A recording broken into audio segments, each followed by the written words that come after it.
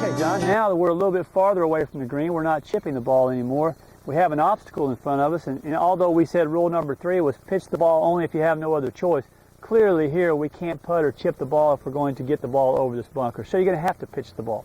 When we're pitching the ball, there's a couple of different pitch shots that we use. One of them's real safe. You and I refer to it as a dead hands pitch shot. The other one's a little more, it's chancy because we have to use our wrist a little bit more. Now you're really good at this shot, so you're going to make it look a little bit easier than it really is, but I want our viewers to know that to pull this shot off requires a lot of practice, and we really want them to spend some time doing that. Absolutely, and I think the biggest difference that you'll find between a chip and a pitch, which you would agree would be the use of the wrist. Right. And anytime we use the wrist, that's when bad things can start to happen, and that's why we really emphasize not only to use these shots cautiously and think about what you're doing before you choose to pitch the ball, but at the same time practice them a lot. Exactly. Well, why don't you step in here and kind of show us, and we'll come around here and we'll get a couple of views of the front here, and we'll talk a little bit about the mechanics necessary for you to hit a pitch shot. Okay. Where we want them to be.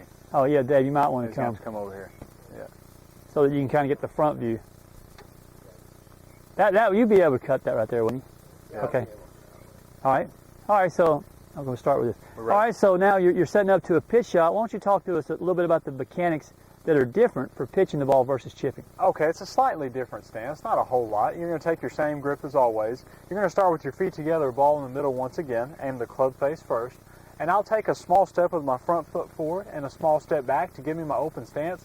But instead of putting the ball on the inside of my right foot, I'm also going to take a baby step with this back foot to put the ball slightly back of middle in my stance, somewhere in between the back foot and somewhere in between the middle of stance, because I don't want to hit it quite so low and hit down on it quite so much as I would a chip. All right, so let's show the audience first our dead hands. When I say dead hands, that basically means we're not going to use our hands a lot. Right, we're not going to use a whole lot of wrist in this shot, guys.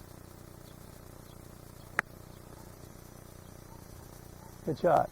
Okay, when we say a dead hands, what I like about that is John's using the loft of the club to get the ball up into the air. He's not necessarily depending on speed and using the wrist a lot. That's a very safe way for our students to learn to get the ball up and get it over the bunker. Not always the greatest way to get it close, but a good way to get it back in play. Right. All right, now let's say we're trying to get the ball close, and we're going to have to be a little bit more dodgy with it. We're going to have to go ahead and get a little bit more aggressive. That's right. Whenever we want to really get that ball up into the air, we're going to have to risk using the wrists in the golf swing. But with great risk comes great reward if we can pull the shot off. So let's see what happens.